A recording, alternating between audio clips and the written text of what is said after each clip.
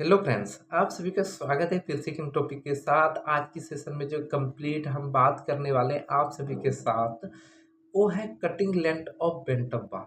मेरी बात आप ध्यान से सुनिएगा, मैं क्या कहने जा रहा हूँ।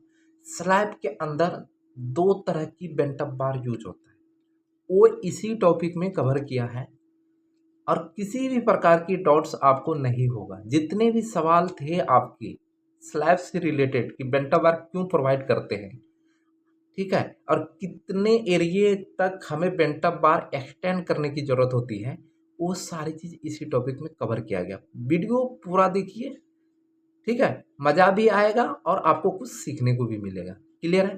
तो चलो शुरू करते हैं। तो कुछ सबसे पहले हम क्या करेंगे, यहाँ पे कुछ इस प्रकार से कटिंग लेंथ ऑफ बेंटअप बार जो है हमारा, समझ गए?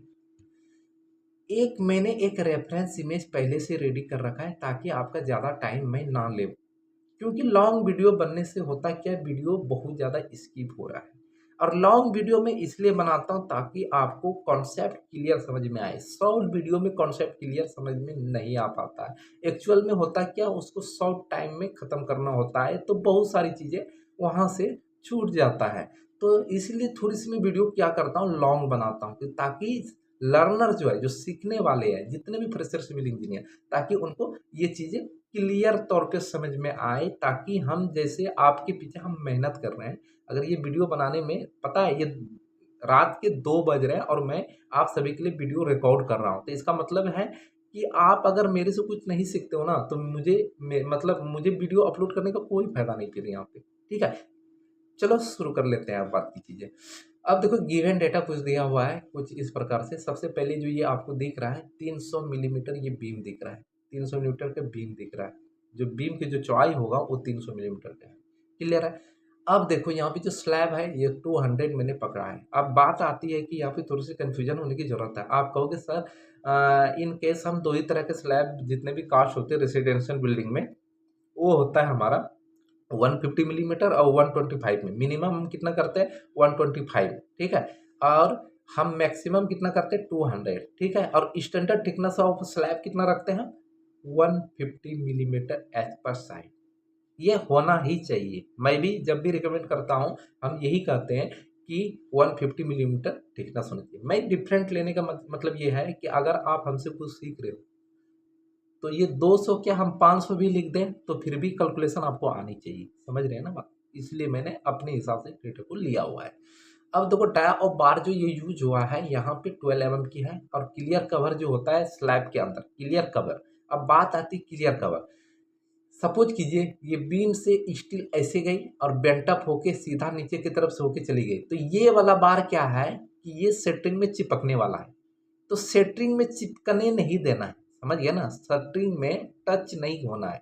तो यहाँ पे क्या करते हैं, 25 mm का क्लियर कवर देते हैं, और यहाँ ऊपर में भी 25 mm का क्लियर कवर देता है। इसका मतलब है कि बीम की जो साइज फाइनल होती है, वो ऑल फोर साइड 25 mm का क्लियर, जैसे नीचे ऊपर side, clear cover minus minimum, minimum minimum है ये, समझ गया ना? तो मिनिमम 25 mm स्लैब में, ये 20 mm एक्चुअल में होता क्या है कि स्लैब में 20 mm का कवरिंग है, मैंने 25 mm की कवरिंग पकड़ी है। नीचे भी आप देखो तो 25 mm का कवर पकड़ा हुआ है, ठीक है। मिनिमम है 20 mm होना ही चाहिए, ठीक है। क्लियर है?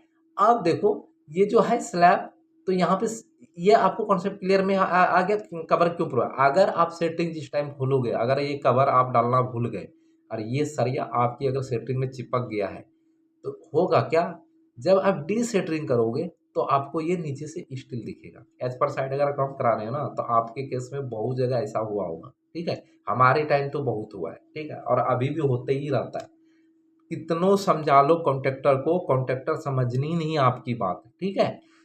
तो चलो वो बात की बात है। और यहाँ पे जो क्लियर स्पेन दिया हुआ है 5000 मिलीमीटर दिया हुआ है, हमने मीटर में कन्वर्ट किया 5 मीटर। कैसे करता है, 1000 से भाग देके करता है, ठीक है। ये सारी चीज गिवन डेटा है। एलडी किसको बोलते हैं, एलडी मतलब इस जगह से ये वाली पार्ट को एलडी बोला गया है। इस जगह से ये जो डॉट डॉट जो दिख रहा है ना, बीम की जो लेने जा रही है, तो इसको हम एलडी बोलते हैं। तो इतना सा पार्ट को जो माना है 40D मिलता है। हाँ दोस्तों, स्क्रीनशॉट आप अभी मत लेना, बाद में ले लेना कि ताकि आपको समझ में आए, क्योंकि इसमें बहुत ऐसी टेक्निकल चीज़ें हैं जो कि आपको समझने की ज़रूरत है। क्लियर है?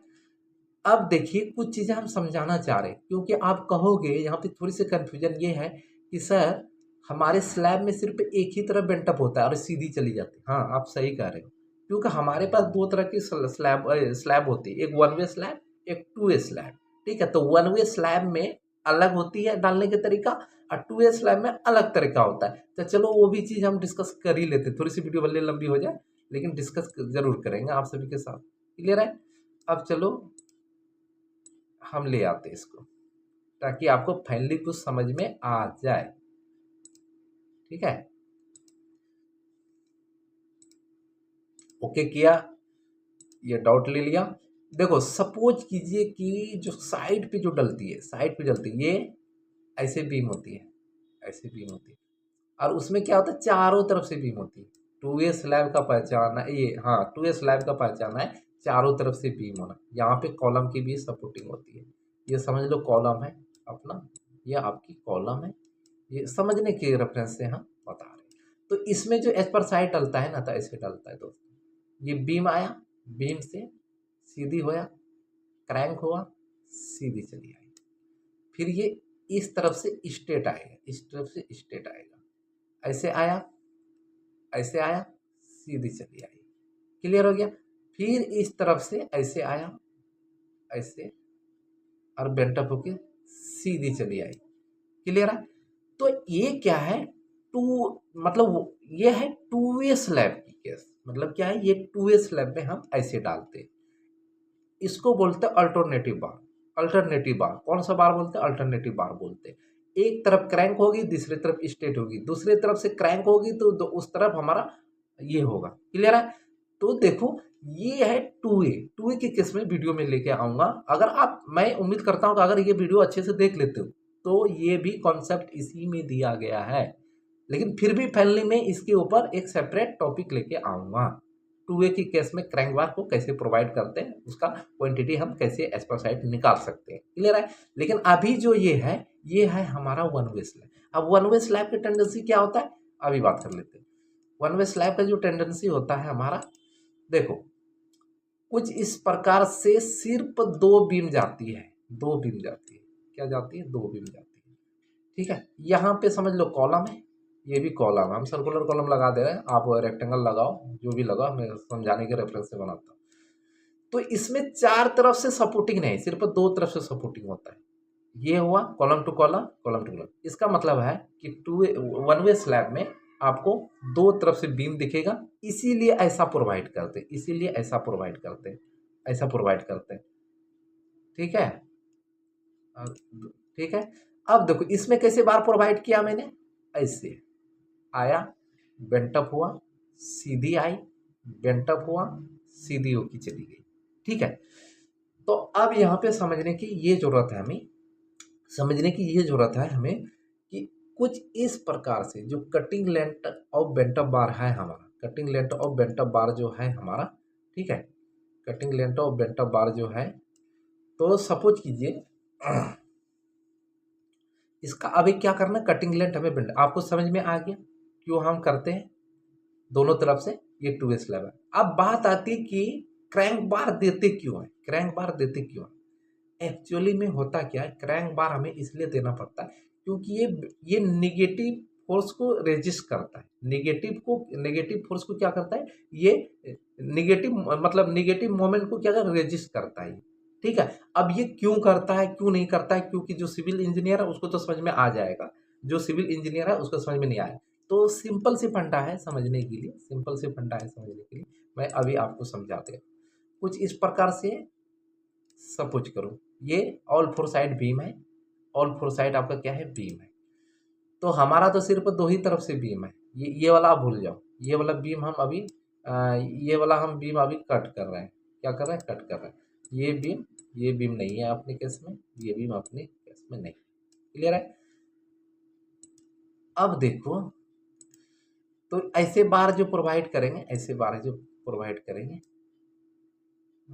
देखो ऐसे ऐसे जो बार हम प्रोवाइड करेंगे, ऐसे ऐसे जो बार प्रोवाइड करेंगे, तो एक्चुअल में होता क्या है कि ये बार यहाँ तक L/4 से, L/4 से जो ये वाला जो पार्ट होगा, ये वाला जो पार्ट होगा आपका L/4 होगा, L/4 होगा। क्या होगा? L/4, L/4, L/4 मतलब टोटल स्पेन में 4 से भाग दोगे जितना भी आएगा तो इतना सा पार्ट क्रैंक तक होगा।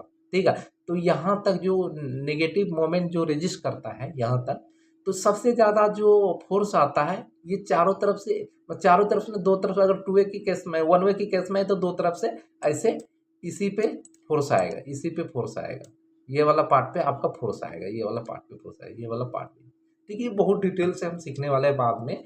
ठीक है, अभी जो मैं जिसके बारे में बीपीएस की बात कर रहे हैं इसको हम सीख लेते हैं। क्लियर है? अब चलो काम की चीजें बात करते हैं आप सभी से। ठीक है, अब देखिए मैं जो, अब देखो ये इसमें जो है इम्पोर्टेंट पार्ट जो इसमें जो है ये डी है। क्लियर कवर तो मैं समझा दिया, ये डी, अगर ये आपका डी निकल गया ना तो समझ लो ये आधी टेंशन यहाँ से फ्री। निकालते कैसे? देखो स्लैब थिकनेस कितना है? 200। ठीक है, slab thickness 200 minus 2 into clear cover. 2 into clear क्यों? टॉप कवर और बॉटम कवर। क्लियर है? 2 into clear cover minus dia of bar. Minus dia of bar क्यों? माइनस डाया ऑफ बार इसलिए क्योंकि जब ये माइनस करेंगे ना, नीचे से सपोज करो कि ये क्लियर कवर 25 mm था और ये डाया को यहाँ पे जितना मोटाइज छड़ दिया गया, तो 8 mm के मैंने या 10 mm 12 mm का मैंने लिया हुआ है, तो ये 12 mm का सरिया और माइनस कर देंगे ना तो हम इस वाली लेयर पे पहुंच जाएंगे, इस वाली लेयर पर। और ऊपर से टॉप से क्लियर कवर माइनस कर देंगे ना तो हम इस वाले, और यही हमें डी चाहिए, यही हमें डी चाहिए। क्लियर है? तो इसीलिए clear cover minus dia of bar. अब देखो 200 मैंने रख दिया, माइनस 2 इंटू 25 क्लियर कवर में बताया हुआ था। ठीक है, अब माइनस डाया कितना है? 12। जब आप सॉल्व करोगे ना 138 मिलीमीटर आएगा और 0.138 आएगा। कैसे हुआ? क्लियर हो गया? अब देखिए यहाँ पे कटिंग लेंथ निकालने की तरीका, कटिंग लेंथ निकालने की तरीका क्या है? ये कटिंग लेंथ है। ठीक है, तो clear span of slab, clear span of slab कितना है? कुछ नहीं है, आपको फॉर्मूला पे ध्यान देना और मैं कैसे पुट कर रहा हूँ वैसे करना है। क्लियर स्पेन ऑफ स्लैब मतलब 5000 को रख दिया आपने, प्लस 2 इंटू LD। LD मैंने बात किया था अभी, जो बीम की जो डॉटेड लाइन जा रही है और ये डॉटेड आपको देखने को जो मिल रहा है ऐसी सीधी, तो इस जगह से ये वाला पार्ट LD कहलाता है। LD मतलब डेवलपमेंट लेंथ कहलाता है। ठीक है, क्लियर है? तो आपकी LD ऐड हो गया, अब प्लस 2 इंटू 0.40। 0.40 क्या? ये वाला जो क्रैंक होता है ना, ये वाला जो क्रैंक होता है ना, ये 45 डिग्री का क्रैंक होता है। 45 डिग्री पे क्या होता है? क्रैंक होता है। क्लियर है? जब ये 45 डिग्री पे, देखो ये जरूरी नहीं है कि स्लैब एज पर साइड कोई कोई ना 30 डिग्री पे भी होता है। ठीक है, लेकिन जो स्टैंडर्ड होनी चाहिए वो 45 डिग्री पे हमारा क्रैंक प्रोवाइड होना चाहिए।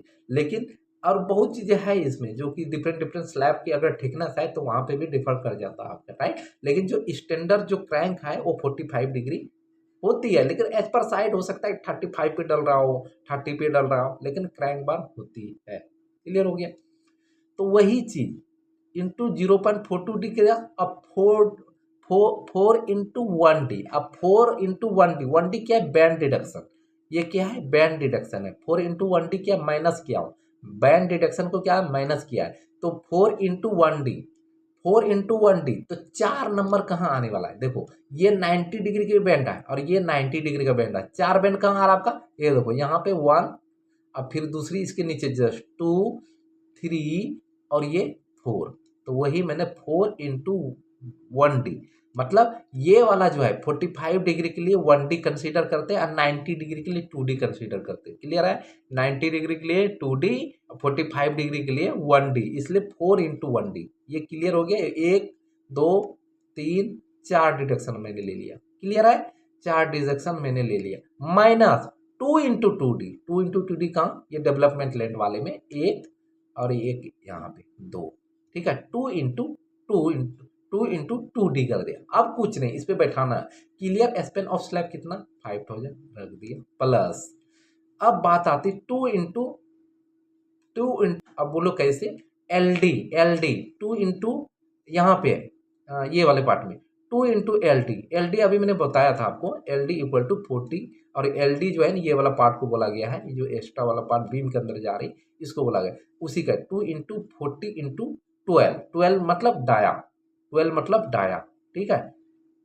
ये हो गया प्लस प्लस प्लस 2 इंटू ये प्लस 2 इंटू 0.40, 0.40, ठीक है। 2 into 2 Q, 2 Q, two actually actually ये वाला पार्ट करा रहा है 0.42 डी, ये वाला पार्ट करा है 0.42 डी, इसीलिए वो डी जो आ रहा है ना, इसलिए डी हमें निकालना पड़ा।